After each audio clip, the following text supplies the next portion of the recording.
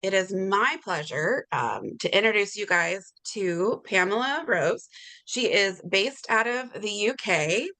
She's a fatigue coach. She supports people around the world to better manage their fatigue challenges. She provides very real practical guidance to her clients linked to behaviors that will start a noticeable difference straight away.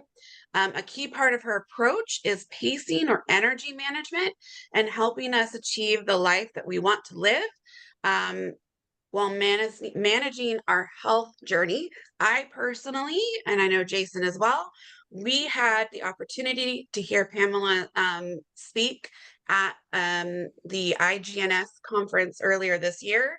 And I was so blown away by what she had to say and her tools and her tips and everything that I knew I needed to snag her and have her come and present to all of you. And she has graciously accepted that. So without further ado, I'm going to turn it over to the person you really came here to speak or here to see speak. So Pamela, please take it away. Thank you. Thanks so much, Jessica. And I'm so thrilled to be doing this today and that you reached out to me. And we're focusing on one topic today, which is this business about pacing and energy management. But even this is a big old topic. So I hope you find it helpful. And as Jessica said, plenty of time, hopefully at the end for questions. But that said, sometimes it won't be until afterwards, once you've reflected on it, that you'll come up with questions. So let's see how that bit goes. But I'm very much here to support you guys, not just for this hour. Okay.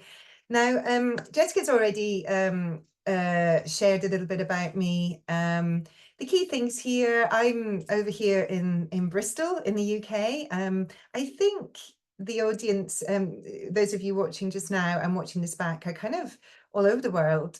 Some of you may be in the UK too.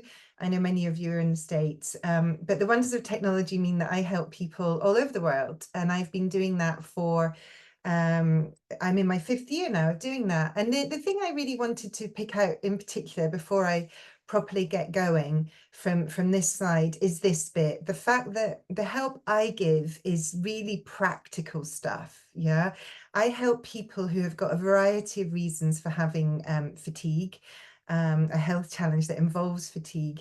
And I'm not a medical expert.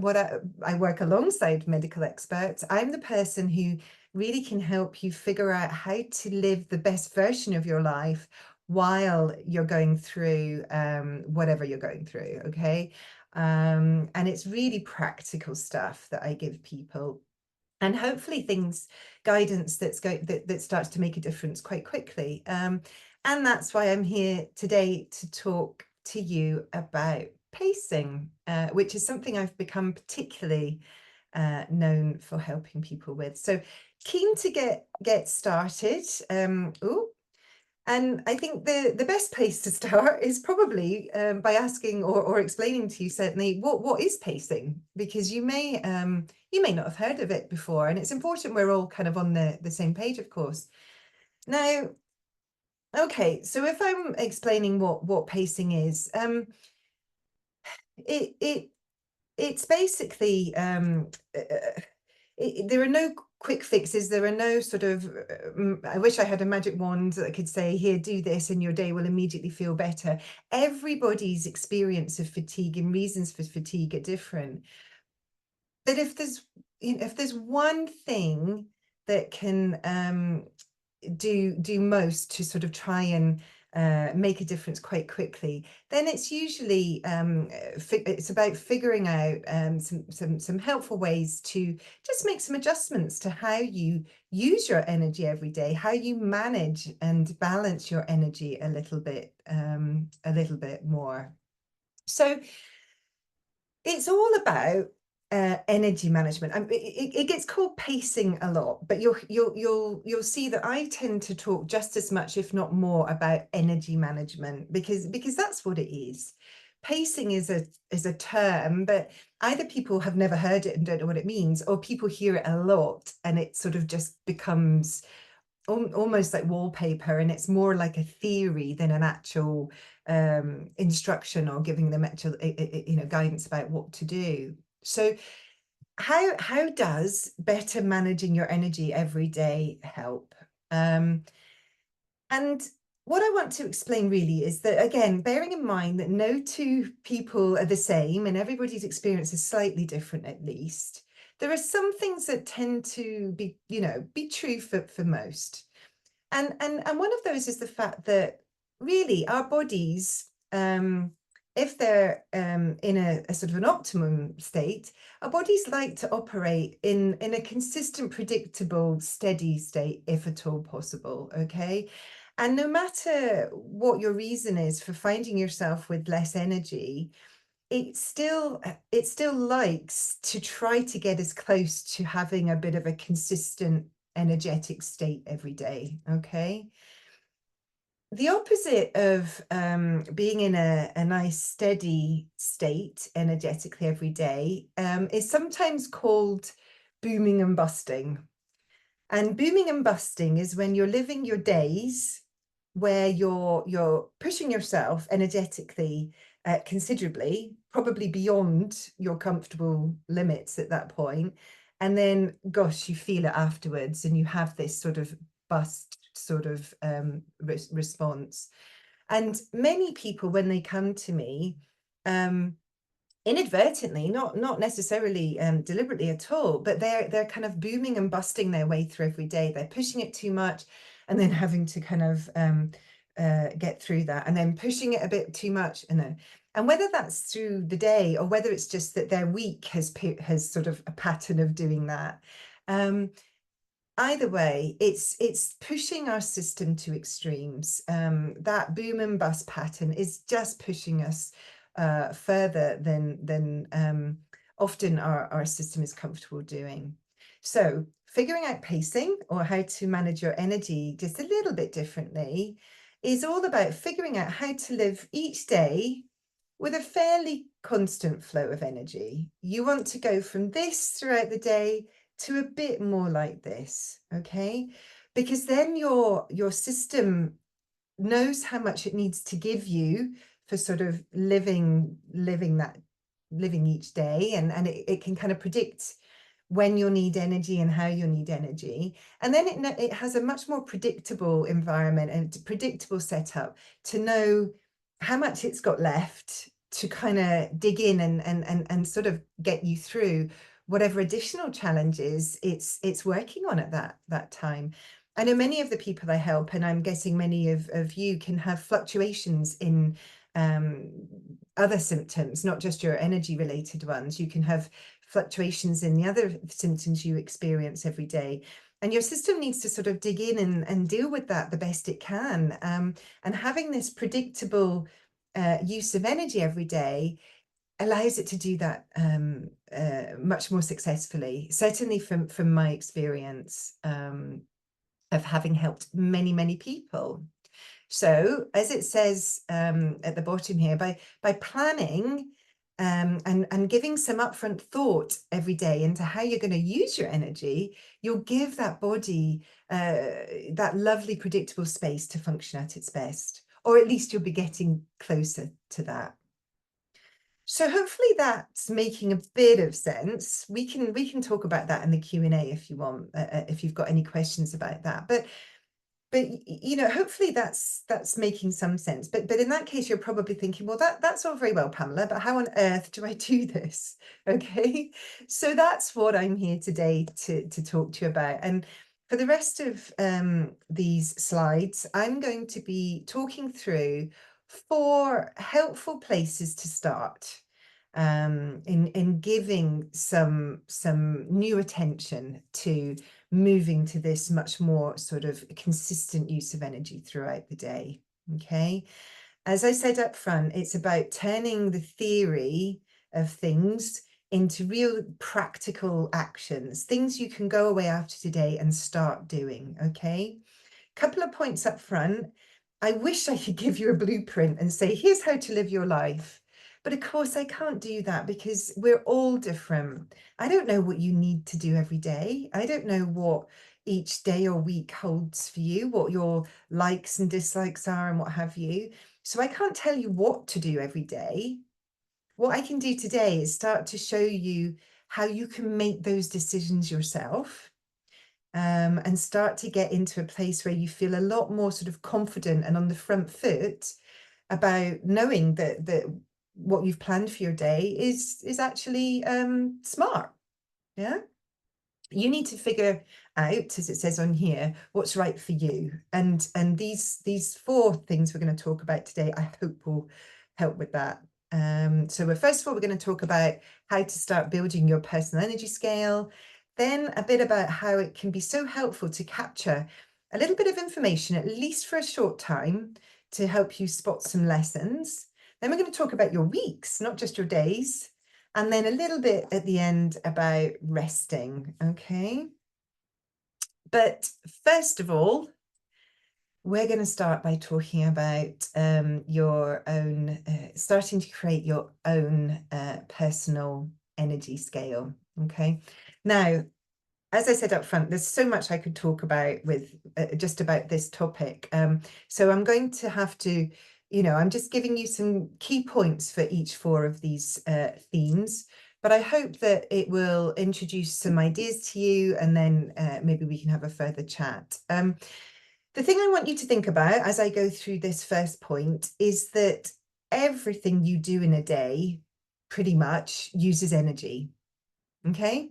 From the moment you wake up to the moment you go to bed, everything you're doing, your day is full of individual things you do, and each of them requires some energy, okay? Some of them don't need very much, some of them need a lot. So it's really helpful to start to get that information out. And the first thing I want to suggest you do is, over the period of a few days, don't feel pressured to do this, but over a period of time, start to make some lists of the things you do most often in a day, okay? What are the things that you tend to spend most of your time doing? Don't worry if it doesn't feel exhaustive. At least make a start. You can add to it if you find yourself doing something and realize, oh, that's not on my list. And the reason you're doing this, oh, and by the way, don't worry, I've got examples and templates for all of the things that I'm going to be showing you today. So I'll bring this to life in a second. But the first thing I want you to do is just start to make a list of the things you do most often in a day. Some of them might not happen every day. Some of them might be once a week, a couple of times a week, but the things you tend to do quite often. As I say, no matter how small, this includes hygiene tasks, washing your hair, washing your face, having a shower, making meals. You know, you can't really go too small with this stuff, because the purpose of this is to start to really understand and surface how much energy you are actually using on things at the moment, okay? So make a list, and then I want you to start to give each of the items you've written on your list some kind of shape, some kind of depth, some kind of size, based on how much energy that thing takes for you, okay? And when I say energy, it's really about effort, okay? Yes, you'll know quite often you've used energy, especially if it's a task that involves moving. If you've gone for a 10-minute walk, you've used energy. But sometimes it's actually much more about the sort of the total effort. If you've this webinar, an hour's paying attention to a Zoom call, depending on how comfortable that is for you, it could actually feel quite effortful, but you haven't really moved much. So I want you to think about each task you've listed, and for you, how much effort that's taken. It doesn't need to be spot on, scientifically measured and really, really precise, just precise enough. I suggest using what's called t-shirt sizing: small, medium, large, extra small, extra large. Some people like to use numbers. The bigger the number, the more energy that thing's taken. But I see people using the small, medium, large approach very, very successfully. And that's what I'm going to use for the purposes of today. And then once you've done that, I'm just going to skip forward just to show you this for a second. This is how it could start to look. So you've started to list your tasks, and it could be, of course, much longer than this. But I want you to start to think about what how much energy? So what size will all of these things take for you? Okay. And when you're doing that, when you're calculating your sizes, it's very helpful to just think of some interesting nuances that can affect how much effort that thing's taking you. And the things that I suggest you think about are, a couple of them are mentioned here. How new is the thing you're doing, or how familiar is it to you? The first time you do something, you usually need to give it much more effort than once you've done that thing a few times. If you think about it, if you're able to drive and you commute the same distance every day for 15 minutes, if you then had to go somewhere for the first time that was a 15-minute drive, that one would feel much more effortful, I would expect. So it would be a larger sized task. Okay. So you may want to put on your task list, you know, driving somewhere for the first time, driving somewhere that I'm very familiar with. And, you know, the driving somewhere for the first time task would probably be bigger. Likewise, if any of you love to do maybe some gentle yoga, you know, on a day that feels manageable, some gentle yoga. The first time you do that workout on, say, on a Zoom or what have you, or YouTube, it's bigger because you're paying attention to the screen. You're thinking, am I doing this right? You're wondering what's coming next. By the time you've done that routine 10, 12 times, it's feeling really familiar now, and it's a much smaller task. So think about that. And think about easy versus difficult. Things you feel naturally are easy for you, matching your skill set, will be a much smaller sized task than things that really tax you. Yeah. I'm not naturally gifted at numbers. So spending a long time pouring through a spreadsheet of numbers would feel much bigger for me than for somebody who, you know, is gifted with you know, a passion of wading in and analyzing numbers. Yeah. And finally, it's not on the slide, but think about how much you want to do something or not. That's a really interesting difference. 2 half-hour phone calls, one with a friend who you love talking to, one with, I don't know, somebody you're having to talk to about your taxes or to try and get a new boiler fitted or something, and it's a call that you're having to make, not because you want to, that would probably feel bigger. Yeah. So think about these sorts of things. You'll notice at the bottom of each of my slides, and you're going to get copies of these slides, I believe, I have a top tip and a marker of success, just so you know if you're starting to get it right. So my top tip for starting to build your energy scale is get into the detail. Spot those little nuances. You know, watching TV isn't always a medium. Depends how long you're watching TV for. You might want to put different durations on your list. You know, watching TV for 15 minutes is a small. Watching TV for half an hour is a medium. Watching TV for an hour is a large. Really get into the detail. Make this work for you. And the mark of success would be that you've started to realize that duration isn't the only impacting factor of task size, because of these other interesting subtle effects that can also play a part. So this is the task list template. And just a final few points here. As I say, duration isn't the only impacting factor when you're doing this. And I've given a bit of guidance as to how to gauge what the sizes should be. A small task, you know, it's taken energy, but it's felt really achievable. Yeah. A medium, gosh, you know, it's taken energy, you know, it's been effortful, but it's been manageable still. At no point were you thinking, gosh, I hope this is almost over. And a large, by that, you know, kind of thinking, a large is really pushing you to your comfortable limit for whatever that thing is. Okay. You wouldn't want to do much more of that thing. You know, it's a large, and anything bigger than that is an extra large. And you probably don't really want many extra larges, especially in certain weeks, which we'll come on to, I'm sure. So that's about starting to create your sizing scale. And that's a sort of that underpins really a lot of the rest of my guidance about pacing. Because moving on to the second point, this is where I encourage you to, once you've done that exercise, to just for a week or two, start to capture some helpful daily information. Now, this is going to feel a bit different at first, okay? It's building a new habit just for a couple of weeks or so, but it's worth it. And what I'd like you to do is every day, as you go through the day, either in your phone or have a notepad with you or something, and just keep a capture of what you're doing throughout the day. Okay?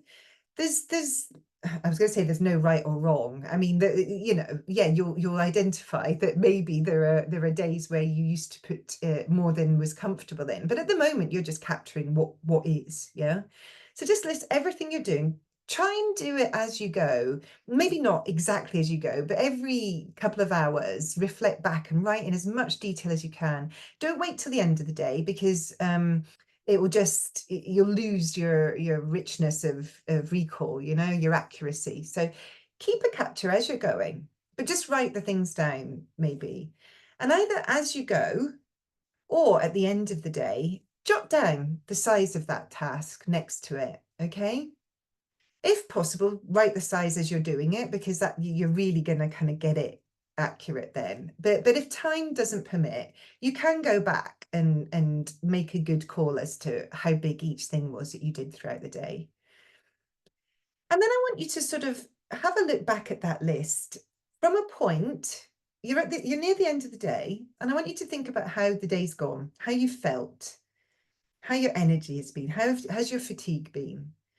And I want you to have a really honest reflection and think about whether that day might have contained too much. Okay. And if you think it did, then think about maybe trying to reduce the next day by 2 or 3 tasks, or at least get rid of a couple of medium size or one large or something like that. And over the course of a few days, it's lovely if you can get to a point where you're starting to get a feel for how many tasks you can actually comfortably fit into a day and the sorts of sizes of those tasks too, and that the day actually felt like it went okay. You know, that's the sweet spot. That's the place to get to where you can think, okay, so it seems as though I can kind of plan in to do sort of 5 things in the morning, 5 things in the afternoon, 3 or 4 in the evening, couple at night. And as long as they're mainly smalls and mediums with a max of 2 larges, the day seems to feel okay. Yeah.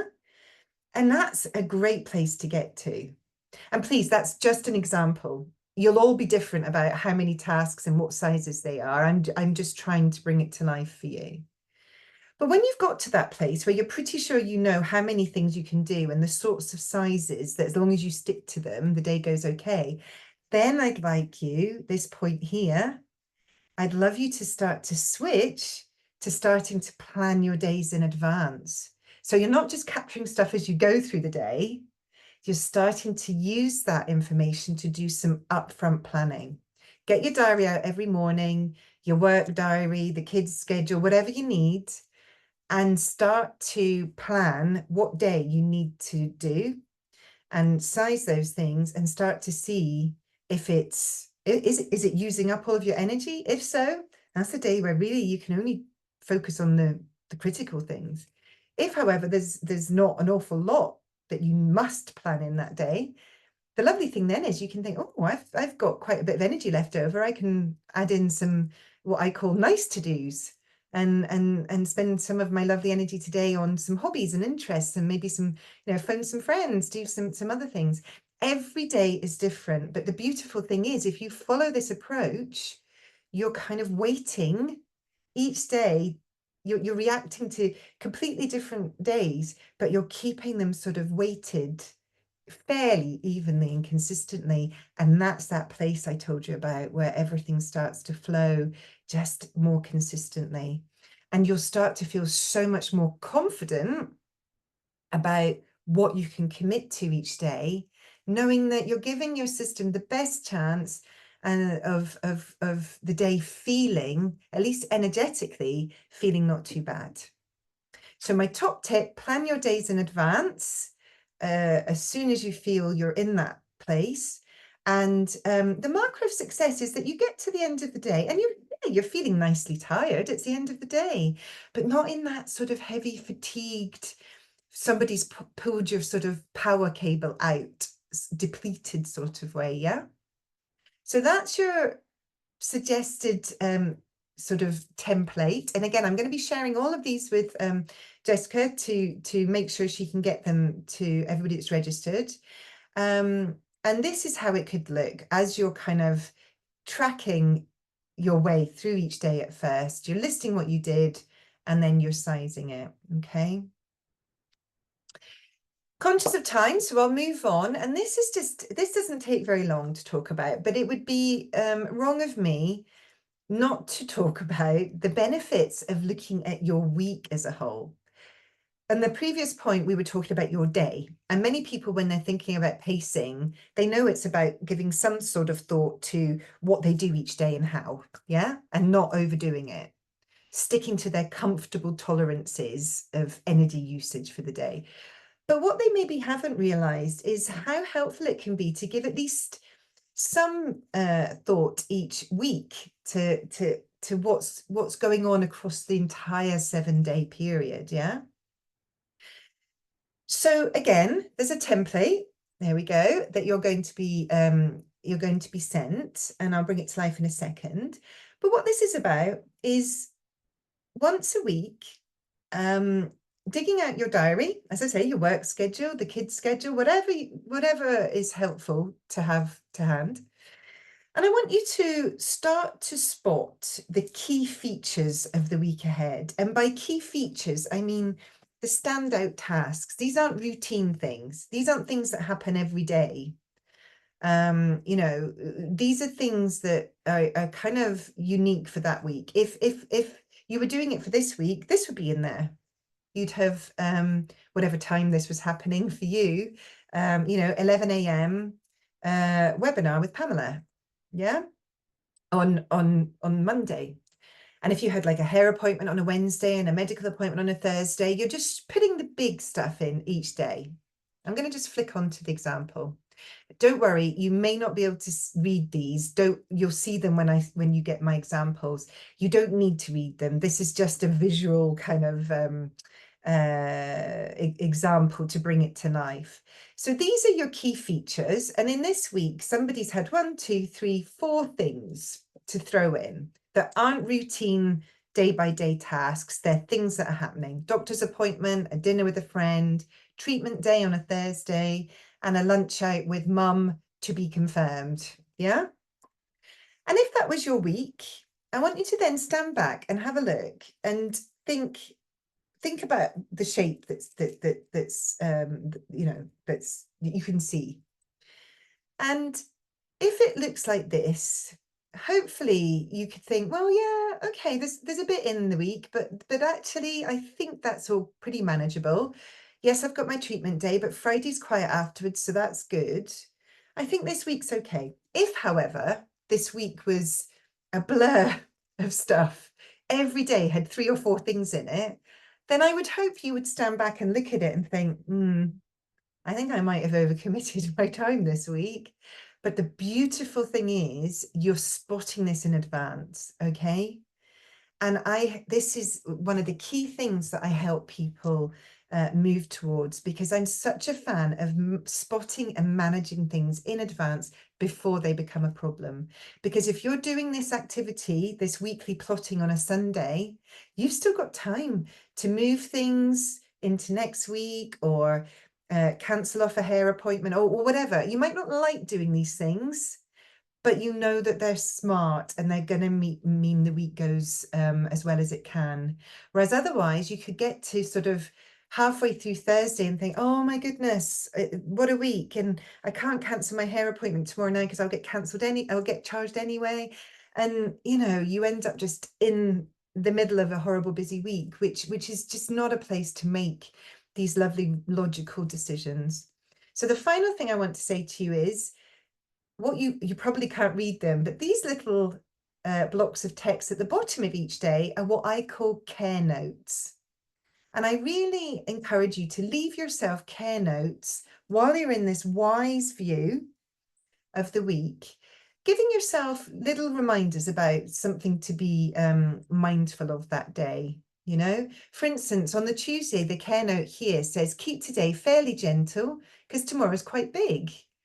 And then I've got my treatment the following day. Whereas otherwise, if you got your diary out for Tuesday and it was empty, you might think, brilliant, great, I can do lots of things today. I don't need to be super careful because I've got an empty day.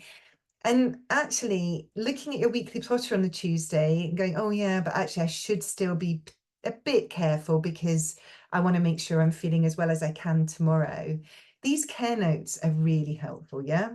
So quickly, top tip, leave yourself those care notes. Marker of success, your weeks aren't getting in the way of this lovely daily smart planning that you're going to be moving towards, yeah? On to the final bit, final and fourth tip from me. This is all about resting. And to be honest with you, I could spend a whole webinar just talking about rest. But for the purposes of leaving you with something helpful today, my key piece of advice is to move from resting reactively, i.e., because, oh my goodness, you need to, you feel you have to stop, to move from resting because you have to, reactively, to resting proactively. That is resting even, ahead of the point where you really feel you need it. Let me just very quickly bring that to life. As I say, resting's the helpful flip side to pacing. Pacing's about giving thought to what you do in a day. Resting is giving thought to having enough of your day doing absolutely nothing.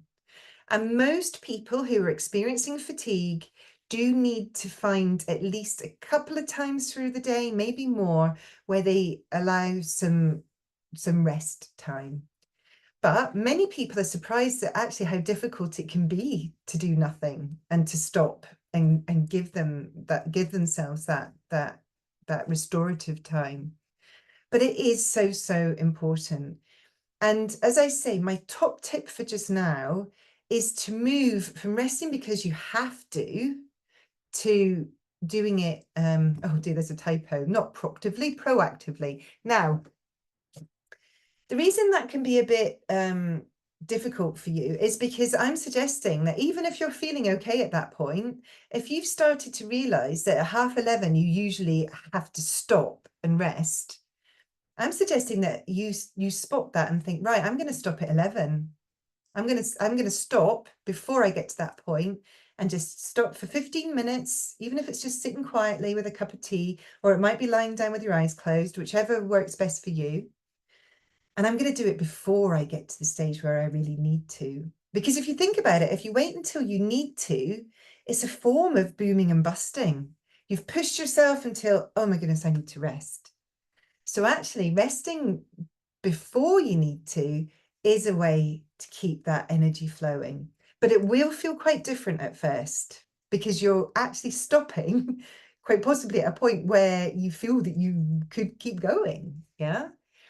But once you start to do this, you only need to do it for a few days, and your brain and your system will start to spot how much better the day's feeling as a result, and it will want you to start to do that, and you'll find it a lot easier to remember to do the resting. At first, you might want to set alarms or do something to kind of remind you, but that it will start to feel much easier. Okay, so top tip: take time out before you need to. And the marker of success, you'll know when you're getting this completely right because you'll have absolutely no instances of having to rest because you're doing all that lovely proactive rest instead. Okay.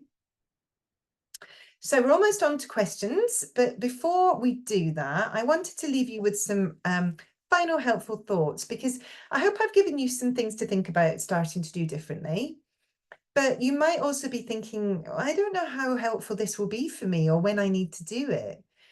So my suggestion to you is use a diary to just keep a track of your energy levels over the next few weeks or a couple of months, whatever seems best for you, depending on how you are at the moment, and look for patterns. Is is pacing something that's going to help you and is starting to help you every single day? Or are you realizing that actually your fatigue and your energy is really, something to be particularly careful with at certain times of the month or certain times of the year? You might not need to do this sort of careful thought to energy management every single day.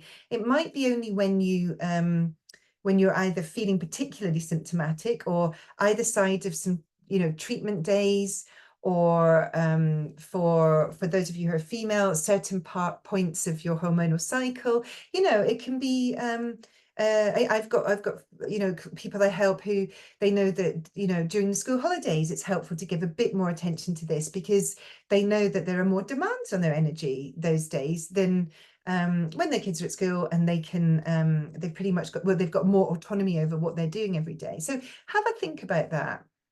Pacing isn't something you do in addition to living your life, it's how you live your life, okay? And as soon as you start to see that, you'll get to this place where you'll surface all sorts of helpful stuff that over a bit of time will just become intuitive, and you won't need to do this detailed approach that I've been talking to you. I did want to leave you with some pointers on other ways you can access my help. I am back again in 2 weeks' time to talk to you again. And this time the webinar is where I'm sharing some tips on ways you can remove some of the practical challenges that each day throws at you. Because it's all very well waking up thinking, I'm going to pace my day carefully. But then, of course, there are all sorts of reasons why maybe you just can't, And but there are things you can do to limit that and minimize those challenges. Okay, so I'll be back to talk about that. So I hope you'll be at that one. Please think about going to my website. A box will pop up where you can subscribe to my website, and you'll get updates from me and newsletters and what have you. Please follow my social channels. I'd love you to. I'm My Life Rescue on Instagram and LinkedIn, and that's my Facebook profile. And if you've liked this very quick sort of tour through some things that you can do to help with pacing, I do have a pacing course, an on-demand online course, which you can buy and have instant access to and just work your way through in your own time. And I'd be delighted to give you 20% off using this code. It's £95, which I think is about $120-ish. So with 20% off, it brings it nicely under the 100 mark, okay? And I build on all the things I've talked to you about today and much more, okay? If you think it'll be helpful. So that's the formal bit, and now it's over to questions. I don't know, do you want me to stop sharing my screen, Jessica? Or should we Yeah, leave it that on? yeah, let's do that, because then it feels a We're little bit here better. in Yeah. Thank you so much. And I have to say that this every time I hear you speak, I pick out other little tricks and tips that I didn't catch that first time, and I'm like, so I was busy scribbling down while you were talking, but I know even myself, I'll go back and rewatch this video because I'm sure there's going to be more pieces of it. Um, but let's get to these questions. Mm. Um, so let's see. Okay, it says I was down and out for 3 days, no flu, no cold, just a few days before my next infusion. The first time my fatigue got that bad, or was it fatigue? They've had NAM since 2021, um, just a few days after my second COVID shot, and hospitalized for 25 days. I'm not sure what the question there is, but I think that they were just saying that they're down about 3 days prior to their next infusion. They Mhm. noticed that the drop. And Um, And I suppose that's what I was saying towards the end about spotting the patterns that emerge, because it's all about that being on the front foot that I said, and managing things in advance. And if you know that giving particular attention to how you use your energy in maybe the 5 days prior to treatment is going to mean that after the treatment you're not feeling quite as fatigued, then yeah, that could be a helpful thing to get into.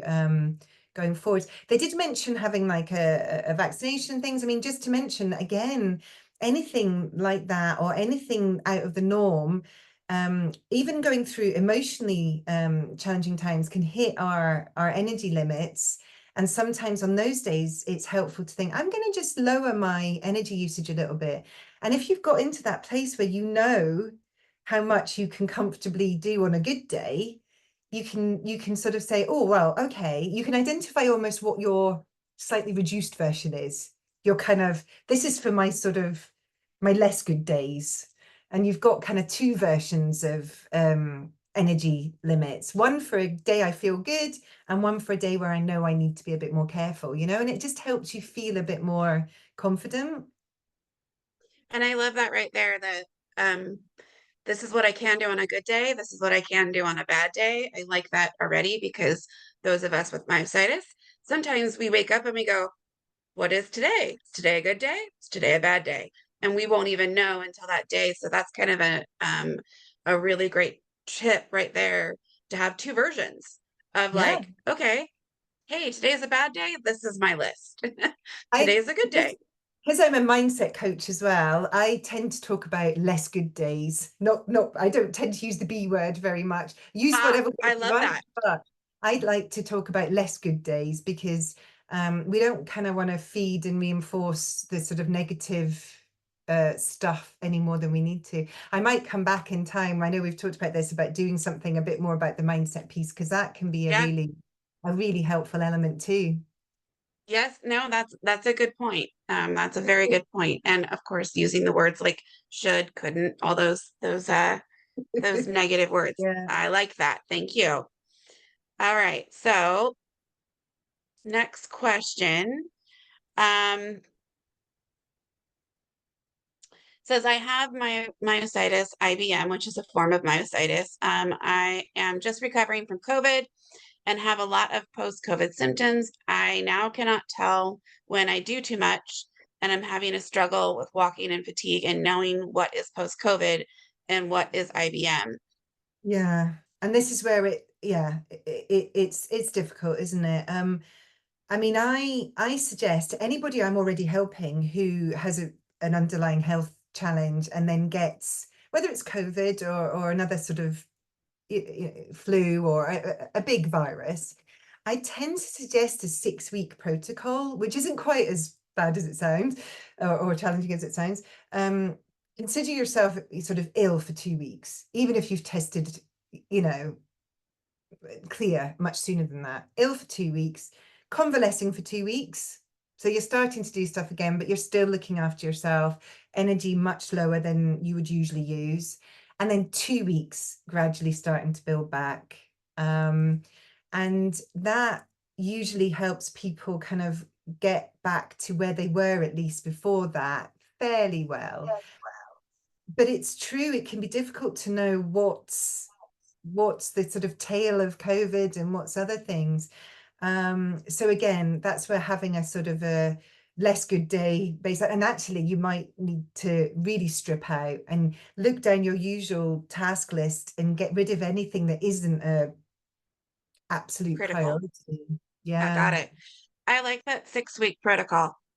I think that's a good mindset when you're talking about shifting your mindset. That's a great mindset to know that it's not just, oh, you now you tested, negative or whatever. You should be right Yeah. back that your body is going to take time to recover. And I have to say, I would give that to anybody. I would give that advice to anybody to a certain extent, even if they're fully healthy and well. I think, a couple of weeks to realize that you need to do reduced duties, and then a couple of weeks gradually building back, and just to reassure everybody, this is based on having helped hundreds and hundreds of people who have gone through this over the years. So it is advice that I've seen really helping. Yeah. Yeah, that no, I think this is fantastic. So somebody had a question about how about mitochondrial supplements for getting the energy moving again? Yeah. Um, Can be really, really helpful. This is where we go back to the fact that there are no blueprints and no sort of fixed approaches. If someone's mitochondria are not functioning as optimally as they could be, And there can be a number of reasons for that. It could be because nutritionally, maybe there's some things are not being hit to the levels they should be, not optimized. It can be, how oxygenated your blood is. It could be to do with stress and emotional kind of, being kind of on high alert a lot. If that's the case, then taking these supplements could be really helpful. But of course, if somebody is having fatigue symptoms, but actually their mitochondria are pretty optimized and doing okay, then that's not going to feel quite, taking that supplement isn't going to feel quite as much of a game changer.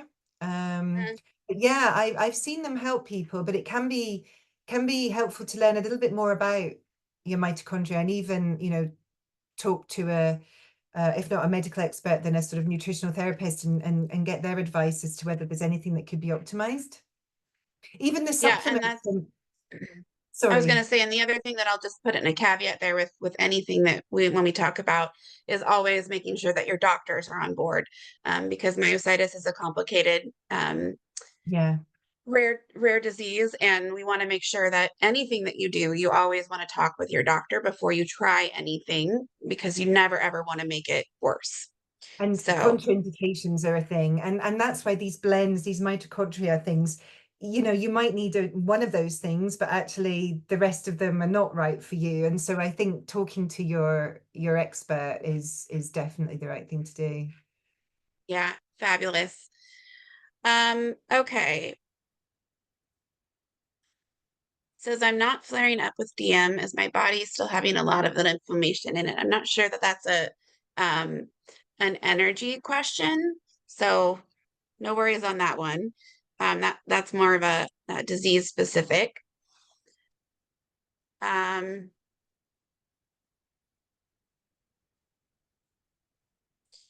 okay, sorry. There's a couple of these questions in here that are not, they're disease specific and not about fatigue. So I'm apologize. Okay. How much REM sleep should one get to relieve the fatigue? Oh, I don't want to keep saying that there's no one size fits all, but it's true, there's no one size fits all. Um, I'm a huge fan of capturing helpful information, if you're able to. Data, I'm a bit of a data geek, and for somebody who's not a numbers person, I'm quite a data geek, because I think having real information helps you make the right decisions, which is why I've encouraged people to keep a capture of what they're doing every day and what have you. And I think that if you're really keen to monitor your REM sleep, it probably means you're tracking it in some way, because we don't know how much REM sleep we've had just by waking up in the morning. I wear an Aura ring. That's one way of tracking it. There are smart watches and all sorts. And I think that it's really about seeing, tracking that data every day, being curious about it. I would never encourage anybody to get obsessed or fixated on their sleep data, especially. Be curious about what it's telling you.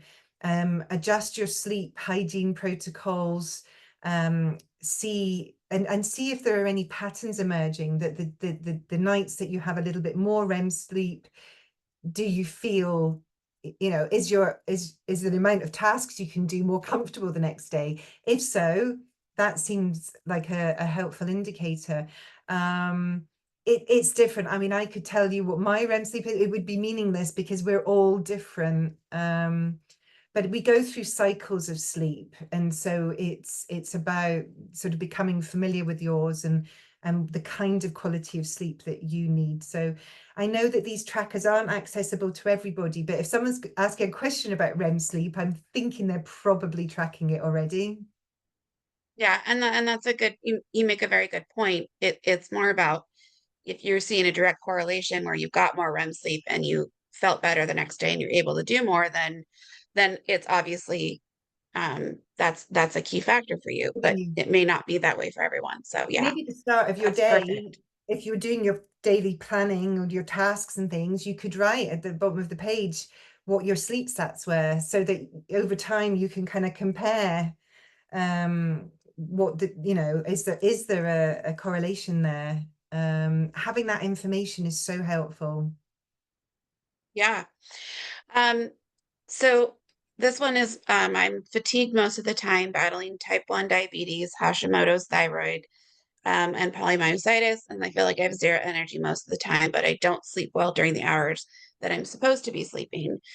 So I guess this is where there's not really a question, but that's going to go back to. Well, if you don't mind, just a couple of minutes on that. Sure, please. I help many people, and I help lots and lots of people who are at the time they come to me, they have got a very low level of activity because their fatigue is so extreme. And I see time and time again how helpful it is, even then, for them to give some thought to what they're doing in a day and what their comfortable limits are. Even if most of what they're doing is maybe listening to music, listening to audiobooks, maybe a little bit of television if they're able to, having a conversation with their loved ones. You know, yes, they may be resting in bed or on the couch most of the time, but they may be doing some of these things and paying attention to spotting how much of listening to an audiobook is comfortable and how much time being on their phone is comfortable and how much time talking to somebody is comfortable, and starting to spot that and be purposeful about, I'm going to do that much of, using my phone, and then I'll have a little rest, and then I might listen to a book and then have a little rest, and then and actually still working, keeping within their comfortable limits and tolerances, just remove some of that load, as I said, off the system, and allows you to sort of almost get a bit of wiggle room back where, ideally it feels as though you can start to spot some other helpful things you could do differently. So you can never be sort of too low activity for pacing to be helpful in some way or another. I think people think unless they're moving about and able to do a considerable amount, then pacing's not going to help. But we use energy even if we're not moving. And actually, the lower your activity levels are at the moment, the more careful you tend to have to be with the cognitive tasks too. Mhm. Yeah. No, and that's a very, very good point. Very good point. And I will say too, sometimes we don't realize, um, even just a conversation with a loved one, how energy taxing that can be, even if there's somebody that you genuinely love and you care about. But sometimes having to just turn that brain on for that little bit of time when you're really down can be Mm. hard. And So, I mean, that's a as a very a good. bit of a bit of a sneak preview, in the next webinar I'm doing for you guys in a couple of weeks, I'm going to talk a little bit in there about how to have conversations with people, and in ways that are a bit easier and go well, because again, a lovely happy conversation with your loved one, or a conversation you weren't expecting, sort of dropped in because there's a big important thing to talk about. If you weren't expecting that, energetically, that's going to feel really big. So yeah, honestly, everything comes back to energy management. It really does. But you can get a bit more on the front foot, and it can make such a difference. Yeah.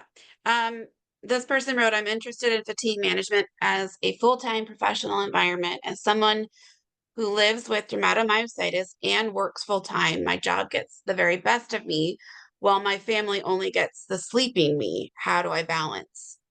Yeah, yeah. So I would say there it's I mean, again, I would ideally I'd talk to somebody one-on-one and learn a little bit more about their situation, but some broad kind of pieces of advice. I don't know what kind of job it is, but I help many people. Just for illustration, I'm sorry if this isn't relevant, but if it's an office job, or at least a kind of even if you're working from home, that kind of office-based sort of role, rather than looking at it as an 8-hour task of work, make a list, a master list of the sorts of things you tend to do for work, answer half-hour phone calls, hour-long meetings, hour-long checking emails, or writing a presentation, or going to a meeting, an in-person meeting.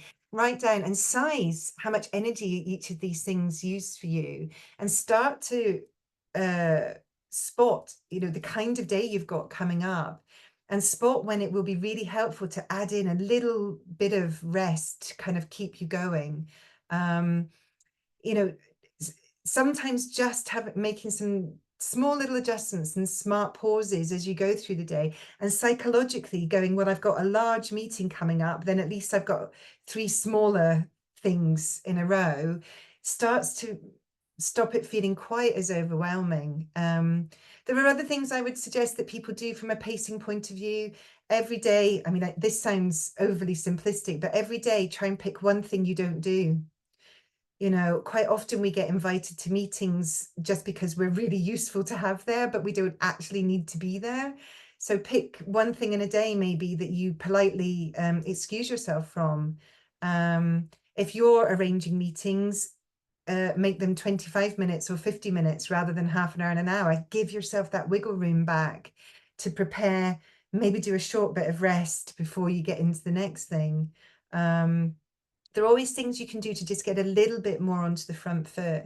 I promise this wasn't intended to be a big sell. I got permission from Jessica to mention my pacing course because, you know, it does provide a lot more help than I can go into in this webinar.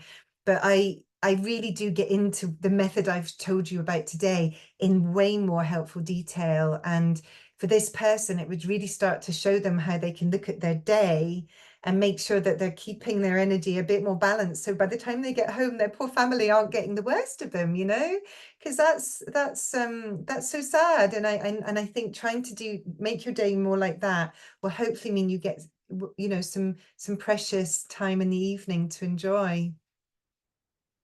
Yeah, absolutely. Um, let's see. Please explain the difference between fatigue and being tired. For me, when I feel like I hit a brick wall, I've called it fatigue.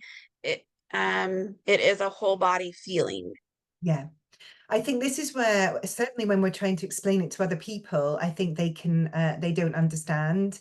But you know, we may have all heard people say, "Oh gosh, yes, I'm tired all the time too," and it's a different sort of thing. I talk about sleepy tired. Sleepy tired is the sort of tired that most people feel before they have a fatigue-related challenge. You know, you've been up late, you've worked too hard, or what have you, and whew, you're tired. You just want to stop and go to bed and close your eyes and sleep for 12 hours, sort of thing. And that's a real thing. And you know, and it can feel uncomfortable. But fatigue tired tends to be, it's a much more sort of complex feeling. It's often called malaise, or many people describe it as that malaise feeling, because it's actually quite an unwell sort of feeling of tired, where you actually feel like this person said, it's a whole body type feeling. If it's really extreme, you even feel quite, it's almost like that feeling when you think you're coming down with a cold or a flu or something, that really yucky sort of, oh no, I'm feeling really ugh. It's that sort of tired. And or, as I said, that, you know, that depleted, like somebody just pulled your power cord out, and oh, you know, you just haven't got anything to give. So they are completely different kinds of tired. Sleepy tired is not great, of course, to feel like that, but a good night's sleep can usually get it back on track. Unfortunately, with fatigue, if only it was that easy. That's one of the best explanations I've ever heard. So I love that. Sleepy tired. That was good. Thank you. Sleepy tired, poorly tired. But you're right, because it is. I usually will call it rundown. Like when I that's one of the words that I'll use for my fatigue. And you're right. You feel run down, like you're just on the verge of getting sick. You think like it's just there's nothing there. You can't think, you can't do, you can't Yeah. anything. And yeah, taking a nap isn't going to make it better. Getting No. 8 hours of sleep, you don't suddenly wake up going, woo. Well, one thing I didn't mention at the beginning, which I should have done, is of course I've had my own fatigue-related health challenge. You know, I fortunately had one that I was able to fully recover from. I was diagnosed with ME, chronic fatigue syndrome, 15 years ago. and it took me 7 years to get back. So I have had my experiences of that. So I thought I should explain that because that's why I can describe this feeling so, authentically, I suppose. Yes, because you felt it. Mm. And I appreciate you sharing that, because it is nice to hear that somebody who's talking about it has really lived it, walked the walk.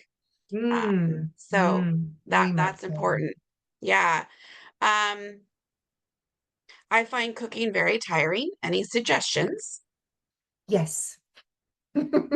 um, so in my course, I get into the detail of this, but I'll tell you, happy to tell you just now. Think about how you can make your tasks smaller.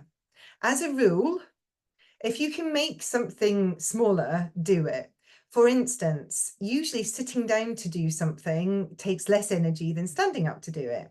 So if you're preparing dinner, I would suggest if you've got a kitchen table to sit at while you're chopping vegetables or doing what have you, you'll find that that feels a little less effortful than standing up to do it. Even if on that day you feel okay and you're thinking, I'm fine to stand up and do this, taking the easier, slightly smaller energy version will ultimately mean you've got more left in the tank for the rest of the day and keep you going like this. But also think about breaking a larger task into two.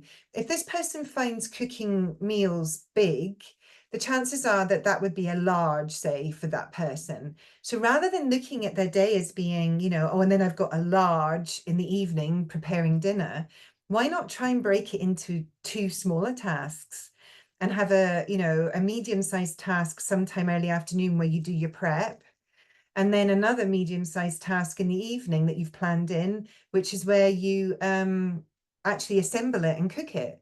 And at least then you're, again, because you've split a larger task into two and you're spacing them apart, you're helping your day do that.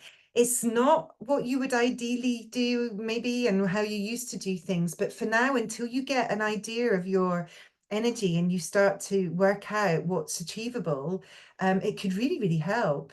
Um, the other thing I often suggest people do is delegate. So, of course, every now and then, at least, if there's somebody else that you can, learning to delegate and say no to things is one of the toughest things that people often have to learn to become more comfortable doing when they're trying to pace their energy.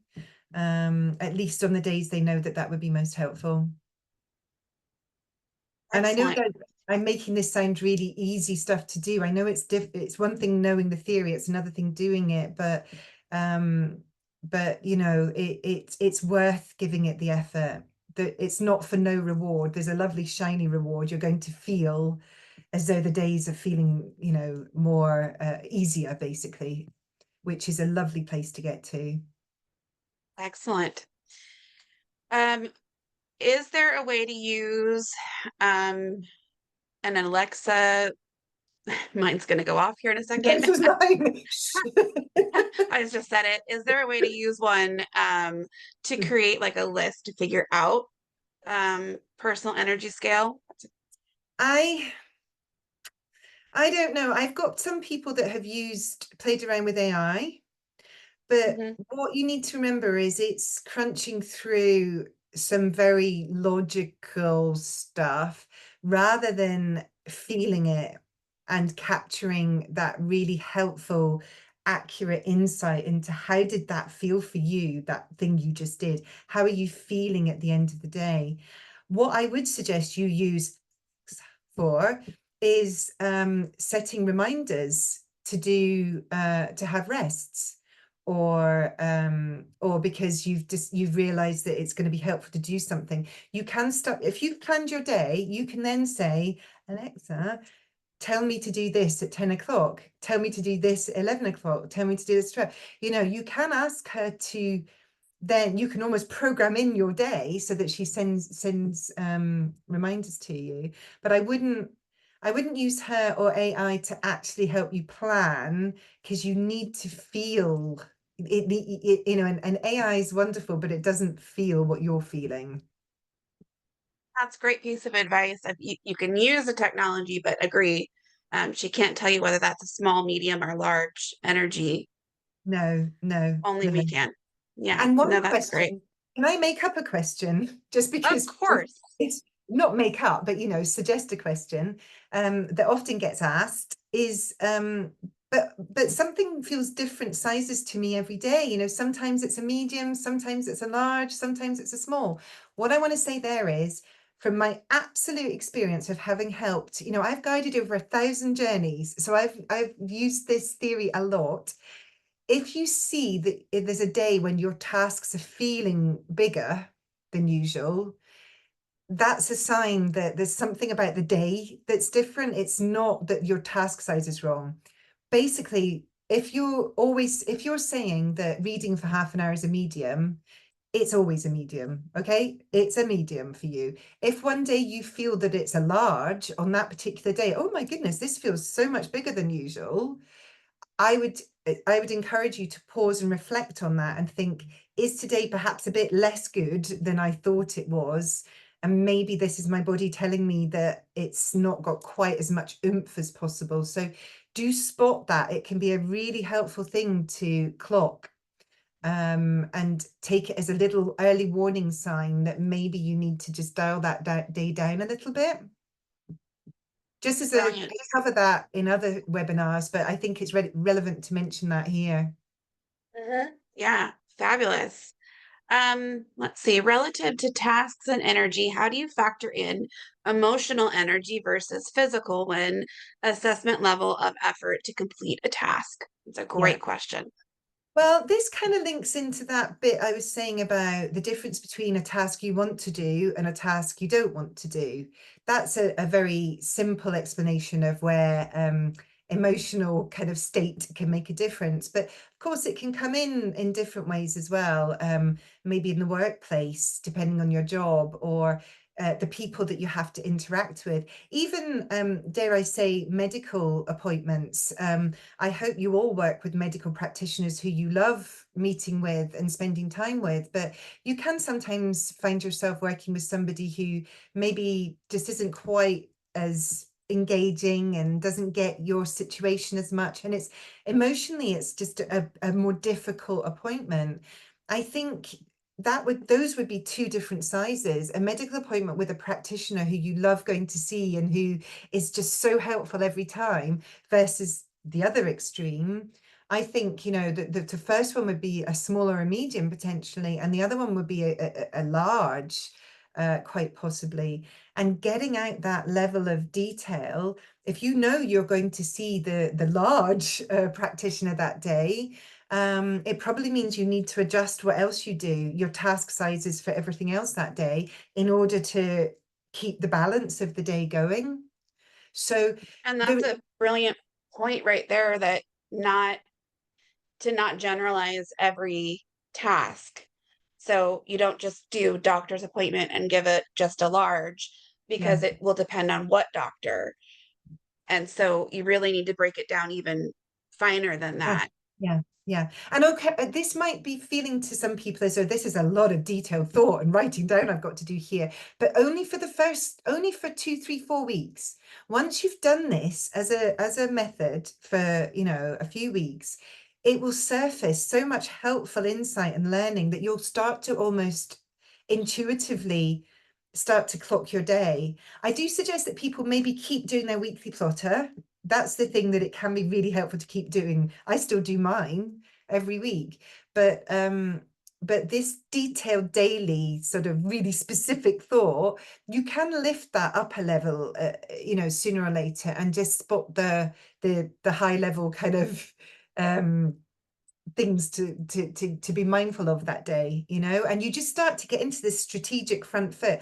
Right, I'm seeing that doctor today. Oh, and I've got coffee with a friend. Right, got to be careful about what else I do today. And it's a get dinner out the freezer sort of evening, to keep that as simple as possible. Because even meals, you can't say making dinner's always medium. I mean, if you're defrosting something from the freezer, that's a small potentially. If you're making a curry from scratch with 20 different ingredients to prepare, that's a large or extra large. So I have people who make meal lists. they have lists of different dishes and meal options that they size so that they can use that information. If it's a day they need a small size breakfast, they've got that information already worked out, you know? No, brilliant, brilliant. I can see I'm going to need to do that with my own cooking. So I'm Well, you can see, never even thought to apply this to cooking. So yeah, brilliant to whoever honestly, suggests that question, even because so, yeah, no. sorry, Jessica. I get excited about all this advice, but even things like the television program you're watching, I can see some Star Wars memorabilia there in the background there. Um, Now, somebody watching Star Wars for the first time compared to watching a rerun of Friends that they've seen 20 times, you can't say that watching an hour of television is always the same size.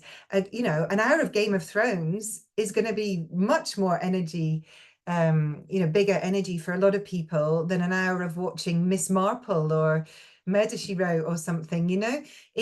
Again, you might want to have that kind of detail, depending on your own. Many people I help can watch television effortlessly. That's one thing they don't need to worry about. Other people I help, half an hour of television is their maximum. So you need to feel your way through this yourself and learn what your comfortable tolerances are for things. Yeah. Hmm.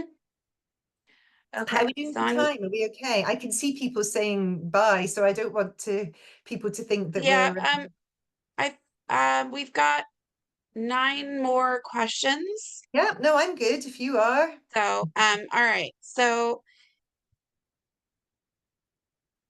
I'm trying to figure out this next one here because I think part of their thing was cut off, but um so how do you factor in health issues when they are the main drivers of fatigue?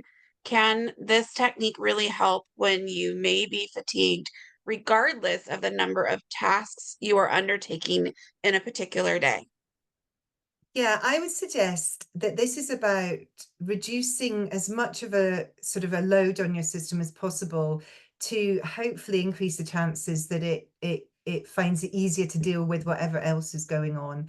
Um, of course, it might be the situation that energy management is not going to necessarily relieve all of the fatigue or what have you.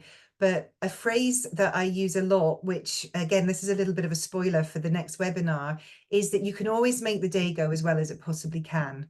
Okay. Even if the day still hasn't felt as though it's been one of the better days, any attention to balancing your energy, stopping and pausing in advance and giving your system those regular rests, and just being honest about how much is sensible to do each day, um, is going to at least contribute to making that day feel as well as it possibly could. The alternative is you think, oh, well, I'm going to feel not so great anyway. Therefore, what's the point? And you never know how much is actually going to just tip the day into feeling just a little bit better than it would have done otherwise. And that's a brilliant way of looking at it. I love that. I love that. Um, let's see. Is there any way to know the cause of your fatigue? Ah, She was saying that they go on to say, I'm sure that mine is caused by dermatomyositis, menopause, or sinus problems, or does cause matter? well, really good question. It matters if you can do something about it. Okay. For instance, I'm afraid I can't necessarily talk expertly, of course, about the myositis side of things, but the sinusitis and menopause, both of those can very much bring on fatigue. I'm somebody who unfortunately suffers from chronic sinusitis or certainly repeated bouts of acute sinusitis, shall we say. And gosh, it makes me feel like I've got my ME/CFS back. It's actually quite it really brings back echoes of those years I spent with a fatigue challenge on my hand. And as a lady who's also going through the menopause, I know that can contribute too. Now, with the menopause, there are things you can do. I mean, now's not the time to get into that. So if you think that suspect these things like sinusitis could be contributing, it's worth giving those things some attention, trying to relieve those symptoms, because it should help ease the fatigue. And there are many things you can do to try to ease the sinusitis issues.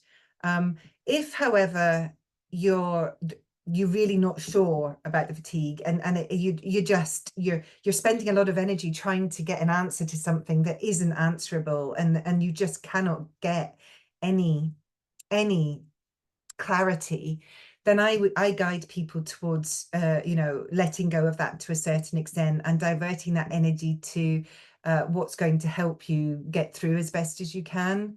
It takes a lot of acceptance to find peace with a situation that isn't that there's a lack of answers for. But it's ultimately better. The opposite of acceptance is denial, resistance, pushing against it, ignoring it. And believe me, that's not a fatigue friendly state of mind to be in. So if finding answers is possible and that it's things that you can do something about, it's worth it. Otherwise, work on accepting that it's more important to research what's going to help. Okay. No, that that sounds great. Let's see. How do I explain to my son and husband that my rest time is important and not lazy? Oh, great question. So I think it is about trying to explain to a certain extent. I would suggest, you've got an opportunity after watching this webinar to use me as a catalyst for change, sort of thing, and say, oh, I've just watched this really, I hope, this really interesting webinar, and I really want to experiment for the next 2 weeks. I want to get a little bit more upfront on my rest game and see how much it helps. And just get them to buy into it for a couple of weeks. And then if it's helping, they'll see that it's helping. And I think, share that it's helping. Tell them how you're feeling, because they won't necessarily join the dots. A lot of people around us don't join the dots unless we do that for them. So I think saying, oh, I want to try this for a couple of weeks. It'd be really great if you could help me. And then thank them, positively reinforce the fact that you're really grateful to them for giving you these chances to take these proactive rest times. And then if it's clearly helping, which I suggest it would, if you're not doing that at the moment, then they will hopefully see that and be much more happy with the idea of you continuing to do that. And they'll also understand because they've sort of been on the journey with you.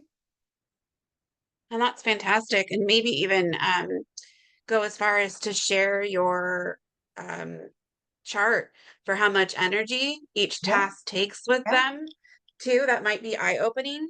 They may not yeah, realize that that showering, which they may consider a small energy task, to you is a large energy yeah, task.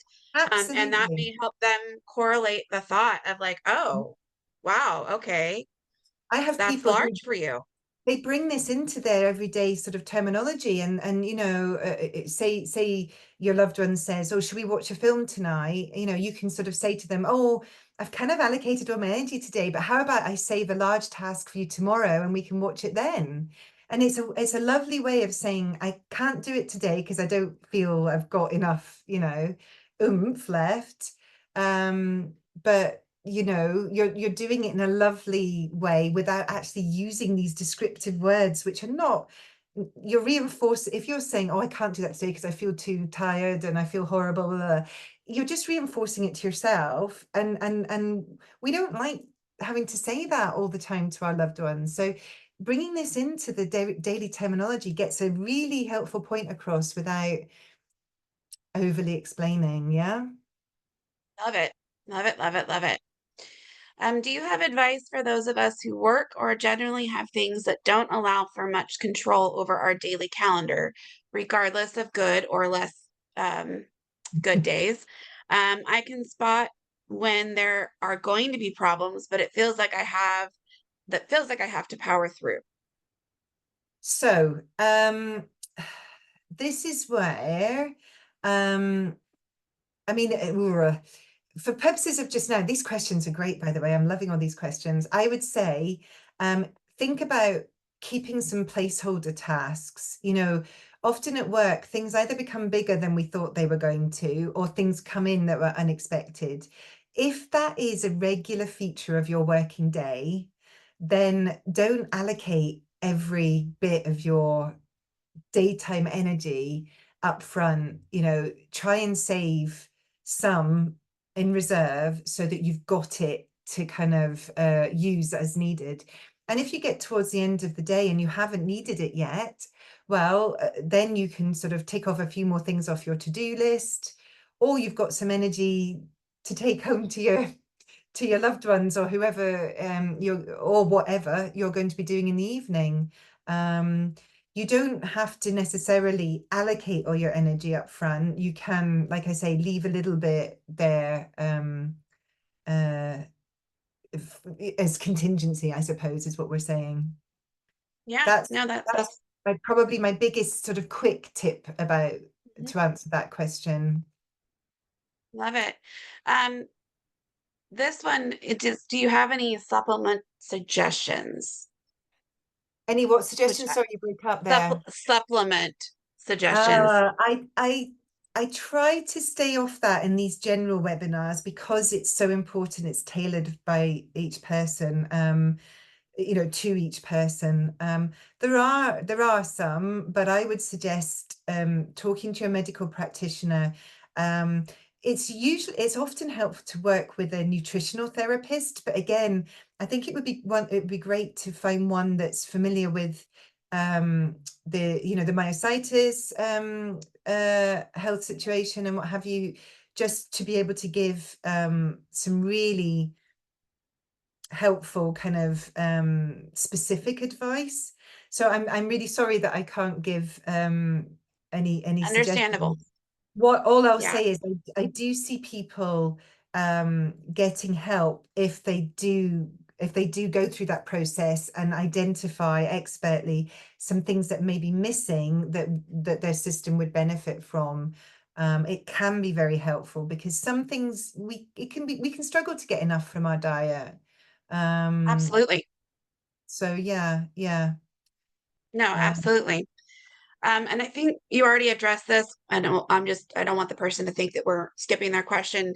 But they were saying they get very tired after cooking meals, standing for a long, and feeling their weak muscles. But I think we already addressed that by like your suggestion of sitting yeah, down I think they and asked that before I spoke probably. mhm, So yeah, hopefully they feel yeah, I've already answered that one. yeah. Blood sugar control, paramount. Do you have any hints or tips on how to monitor? Oh, blood sugar. Yeah, absolutely. Again, this is it's different to the energy management talk, but in a similar way, it's something that if it's not optimized, it gives an extra load to your system to have to deal with. And of course, if it's really not great, it can over time lead to further health challenges, you know, insulin resistance and what have you. There are a lot of helpful approaches to keep an eye on your blood glucose levels. Even if somebody doesn't feel that they are in any way, you know, pre-diabetic or insulin resistant, it can be really helpful to observe how your body responds to different foods. I don't know. I don't want to suggest that you can get these continuous glucose monitors that you attach to your arm, and they're sort of, you scan them with a phone. They can be really interesting to sort of see how your body deals with different foods, so you can keep your levels even. But you don't need to do that. You could just make a few changes and see if they feel like they're helping. There's a lovely lady called the Glucose Goddess. Have you heard of her? No, And I'm not. the glucose goddess. I think that's her handle on Instagram, but you'd certainly find her by searching for that. She's got a wonderful Instagram account and a book which gives you very practical suggestions of things you can do to limit your glucose response or keep it as, you know, balanced as possible. And um many people that I've helped have followed her advice, and anecdotally I've heard it's very helpful. I follow a lot of her things every day as well. Excellent. No, that's great. Last question here. Is there any trick or tip on how to motivate ourselves to start the day? It's hard for me to fight my body and my brain to get out of bed and start the day. Could this be more depression symptom than fatigue? Oh, I would love to do a mindset session for you guys because Okay, we'll have to talk about that one. motivation and discipline and all of that stuff is a big topic. What I would say is to this person is spot if you are maybe enforcing that with some regular patterns, thought patterns. If you've been prone to every morning waking up and thinking, oh no, I can feel that symptom or whatever, today's going to be difficult or anything like that, don't start your day with that narrative. You know, try and remember, and I'll be talking about it the next webinar again, this phrase about I can always make today go as well as it possibly can. If nothing else, waking up with that intention to I'm going to start my day on the right foot, and if nothing else, I'm going to make it go as well as it can. And your intention is to do more of the helpful things that day than the unhelpful ones. um, I hope that today's been helpful, because it can be very difficult when you don't feel you've got much control over your energy in a day, and therefore what you can do, because energy makes or breaks what you can do in a day. Yeah, if you don't feel there's anything you can do, that's a very difficult place to be from a motivational aspect. So I hope today started to show there are some simple practical things that can allow you to start your day feeling I'm going to make it go as well as I can, and then sort of follow some of this advice to ensure that that then happens. And your brain will start to spot that and will start to feel happier about making you start each day feeling more optimistic. Yeah, that's a very, very simple answer, and we can get way more under the surface with it. But for now, I hope that helps. Yes, it does. And I just want to say that there's been a lot of love in the chat, a lot of thank Okay. yous. My one of my favorites has been this has been so affirming for me and helping me to understand and build acceptance for my reality. Suggestions Um, are extremely helpful, and I'm looking forward to trying them. So I Oh, just, well, yeah, I'm so pleased, honestly. I've loved this Q&A. We've gone broader. A lot of it's touched on sort of general fatigue management and what have you, but I've been more than happy to do that, and I hope it helps. Because yeah, it's far more than just energy management, but that's the key thing to take away from today. I really encourage people to give that some attention.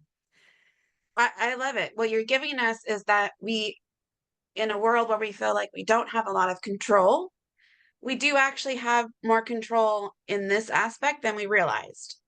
Hopefully. I And think if we so. can, drill down and look at it, we can control to some degree, and that's huge. I see people achieving that all the time. And anybody that's been watching this and thinking, oh gosh, I haven't been doing any of this. Well, great. That means you've got even more benefits to achieve from doing even some of this. Yeah. It's Yeah, kind of, it's all there for the taking. exactly. And I am so thrilled, and thank you so much for being here. And I really look forward to the next session on August 5th, which will be at the same time, and that will be posted on the website for people to register later today. So thank you, thank you, thank you. This has been It's been an absolutely amazing. absolute pleasure. And I hope everybody's enjoyed it. Lovely to see you guys again. And yeah, I'll see you in a couple of weeks. Excellent. Well, thank you, everyone. We hope you all have a wonderful rest of your day. Oh, wait.